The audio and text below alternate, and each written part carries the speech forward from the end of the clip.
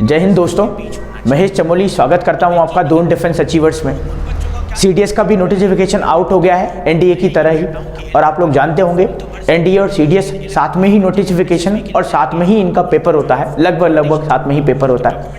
तो एनडीए की सारी डिटेल्स जानने के बाद हम लोग आ गए हैं सीडीएस के बारे में, सीडीएस की नोटिफिकेशन के बारे में कि सीडीएस में कितनी वैकेंसी इस बार आई हैं और क्या क्राइटेरिया रखा है, एज एलिजिबिलिटी क्या है, लास्ट फॉर्म कब भर सकते हैं, इसका एग्ज़ाम कब होगा, रिजल्ट कब आएगा, वो सारी चीज़ों के बारे में डिस्कस करेंगे। अगर आप लोगों ने हमारा एनडीए वाला वीडियो नहीं देखा है तो जाकर के हमारे official YouTube channel Doon defence achievers में जाकर के एनडीए के पूरी जानकारी आपको मिल जाएगी। वहाँ पे कब फॉर्म आया है, लास्ट डेट कब है, कौन इस फॉर्म को भर सकते हैं, सारी जानकारी वहाँ पे दी। आइए चलते हैं सीडीएस के बारे में जानकारी लेने के लिए। तो सीडीएस का जो सबसे पहले मैंने कहा कि सीडीएस हमारा जो नोटिफिकेशन है ये भी ठीक वैसे ही जैसे एनडीए का था। एनडीए में भी जो है 22 तारीख से स्टार्ट था, 22 दिसंबर 2022 से लेकर के और 10 जनवरी 2023 तक। इसका भी सेम वैसा ही प्रोसीजर है, 22 दिसंबर से लेकर के और 10 जनवरी तक आप फॉर्म को भर सकते हैं। सीडीएस का कंडक्ट करने वाला जो कंडक्टिंग बॉडी है वो भी यूपीएससी है, जैसे कि एनडीए करता है वो भी यूपीएससी है। साल भर में वैसे ही एनडीए जैसे 2 बार होता है एग्जाम, सीडीएस का भी एग्जाम 2 बार होता है, अप्रैल और सितंबर में। कभी कभी आगे पीछे हो जाता है, लेकिन जनरली वैसे ही जैसे एनडीए का होता है। आगे बात करें हम लोग फॉर्म फिल का, तो फॉर्म कहाँ फिल करना है आपको, इसकी ऑफिशियल वेबसाइट पर जाकर के upsconline.nic.in पे वहाँ पे जाकर के आपको फिल करना है। उसके बाद करें मॉडिफाई और विड्रॉ एप्लीकेशन की। तो विड्रॉ तो ये होता है कि मान लीजिए आपको विड्रॉ करना है, आपको नहीं देना है पेपर, तो जनरली तो ये कंडीशन नहीं आएगी, लेकिन हाँ ये कंडीशन आ सकती है कि आप लोगों ने फॉर्म भरा है और फॉर्म गलती से जो है कुछ और भर गया, जैसे फादर्स के नेम की स्पेलिंग गलत हो गई, आधार कार्ड नंबर चेंज हो गया, या फिर अपनी नेम की स्पेलिंग थोड़ा सा मिस्टेक हो गई है, उसको आप चेंज कर सकते हैं 18 से लेकर के और 24 तक।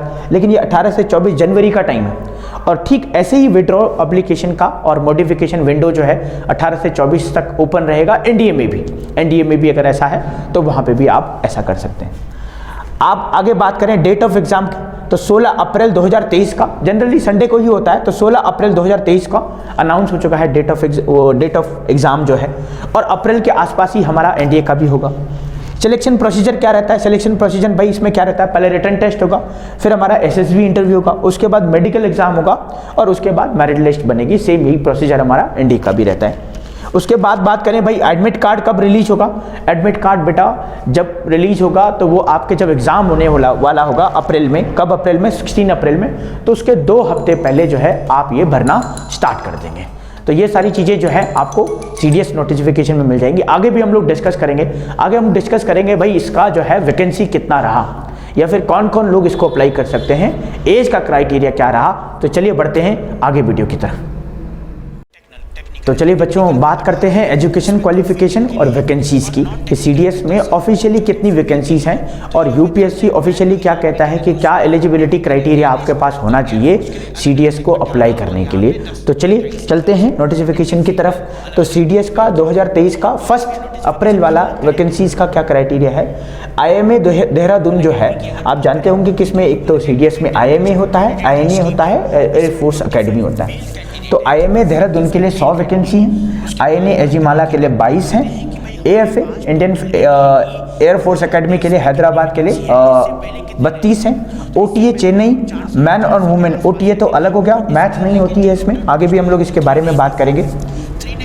तो ओटीए चेन्नई में 170 जो मैन के लिए है और ओटीए चेन्नई जो है वुमेन वाले के लिए 17 है।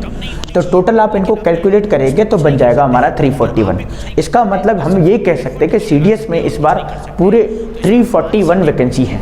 अच्छा एनडीए में कितनी थी, 395, 5 कम हो गई थी 400, उसमें से 10 रिजर्व थी। सीडीएस में इस बार 341 है। अब बात करें एजुकेशन क्वालिफिकेशन की, बहुत बड़ा जो है डाउट रहता है कि एजुकेशन क्वालिफिकेशन क्या रखा है।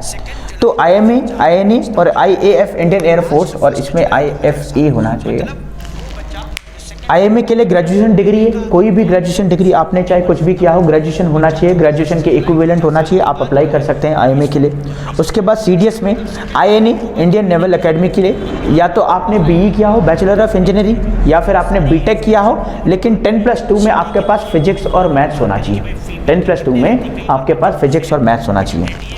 IAF हैदराबाद की अगर बात करूं, इंडियन एयरफोर्स की, तो ग्रेजुएशन चाहिए, ग्रेजुएशन भी चल जाएगा, बैचलर ऑफ इंजीनियरिंग है तो भी चल जाएगा, और बीटेक हो तो भी चल जाएगा, लेकिन वही सेम क्राइटेरिया 10+2 में आपके पास फिजिक्स और मैथ्स होना चाहिए। उसके बाद OTA की बात करें तो OTA मैन एंड वुमेन दोनों में हमें सिर्फ और सिर्फ ग्रेजुएशन डिग्री चाहिए होती है, सिर्फ और सिर्फ ग्रेजुएशन डिग्री। तो ये सब चीज़ें जो है हम लोगों ने नोटिफिकेशन में डिस्कस किया। एजुकेशन क्राइटेरिया क्या है, एजुकेशन क्वालिफिकेशन और वैकेंसीज क्या है। बढ़ते हैं हम लोग आगे नोटिफिकेशन की तरफ। तो चलिए दोस्तों, अब बात करते हैं लास्ट पार्ट की, नोटिफिकेशन के लास्ट पार्ट की, जो कहता है कि CDS का मार्किंग स्कीम क्या रहता है और उसका पैटर्न क्या रहता है। तो चलिए मार्किंग स्कीम की अगर बात करें तो ये जो मार्किंग स्कीम है, तो आप जानते हैं CDS में हमारे पास इंग्लिश, GK और एलिमेंट्री मैथ्स है। तो इन तीनों का जो क्या रहता है, GK और इंग्लिश का 120 मार्क्स है और दोनों के जो टोटल मार्क्स हैं वो 100 है। एलिमेंट्री मैथ्स के 100 क्वेश्चन है और मार्किंग जो टोटल मार्क्स है वो भी 100 है। अच्छा, करेक्ट आंसर अगर आप करते हैं तो इंग्लिश और GK की अगर बात करें तो 0.83 आपको मिलेगा। रॉन्ग आंसर अगर आप करते हैं तो 0.27 है। और एलिमेंट्री मैथ्स की अगर बात करें तो करेक्ट आंसर पे 1 और रॉन्ग आंसर पे 0.33 है। उसके बाद बात करें भाई एग्जाम पैटर्न की, तो कौन सा पेपर कितना टाइम लेता है और क्वेश्चन का कितना वेटेज है और मार्क्स का हम लोगों ने पहले भी डिस्कस कर लिया। तो इंग्लिश और GK और मैथमेटिक्स तीनों आपके 2 घंटे का रहता है, मतलब ये मान करके चलें हर एक सब्जेक्ट का जो पेपर होगा वो 2 घंटे का होगा।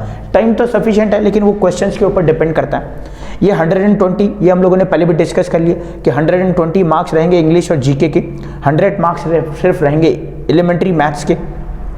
तीनों का जो मार्क्स वेटेज रहेगा, टोटल मार्क्स 100 है। अब बात आ जाता है OTA में क्या होता है, OTA में सिर्फ हमारा मैथ्स नहीं रहता है ना, मैथमेटिक्स नहीं रहता, इंग्लिश और GK रहता है। तो इंग्लिश और GK दोनों 2 हार की क्लासेस, 2 हार का पेपर रहता है, दोनों में 120 क्वेश्चंस रहते हैं और उन दोनों का जो वेटेज रहता है, टोटल मार्क्स कितना रहता है, 100। तो ये सारा नोटिफिकेशन हो गया, जिसमें हमने CDS की एलिजिबिलिटी की बात करी, जिसमें हम लोगों ने बात करा मार्क्स का वेटेज कितना रहता है, जिसमें हम लोगों ने बात करा कि भाई किस तरीके से मार्क्स डिस्ट्रीब्यूशन रहेगा। अब बात करें कि भाई आप एग्जाम फॉर्म को कब भरेंगे, तो एग्जाम फॉर्म आप जल्दी से जल्दी भर दीजिए, जितना जल्दी हो सके, क्योंकि बाद में कई बार क्या होता है साइट का सर्वर नहीं चलता या फिर आपको वो सेंटर नहीं मिलता जो आप चाह रहे हैं। एक और चीज़ मैं आपको इन्फॉर्मेशन देना चाहता हूं कि दून डिफेंस अचीवर्स भी 1 तारीख से क्रैश कोर्स स्टार्ट कर रहा है, 1 जनवरी से, जो आप ज्वाइन कर सकते हैं। दिए गए नंबरों पे कॉल करके आप ज्वाइन कर सकते हैं उनको। और ये जो है 3 महीने में आपका पूरा क्रैश कोर्स एक तरह से हम लोग चला रहे हैं, जिसमें GS, मैथमेटिक्स और इंग्लिश पूरे तरीके से अच्छे से पढ़ाई जाएगी। और इनके कुछ फ्री वीडियोस भी हम लोगों ने, इंग्लिश के कुछ फ्री वीडियोस हमने अपने चैनल पे अपलोड किए हैं, तो आप जाकर के उनकी हेल्प भी ले सकते हैं। तो आज के लिए बच्चों इतना ही रखते हैं। जय हिंद।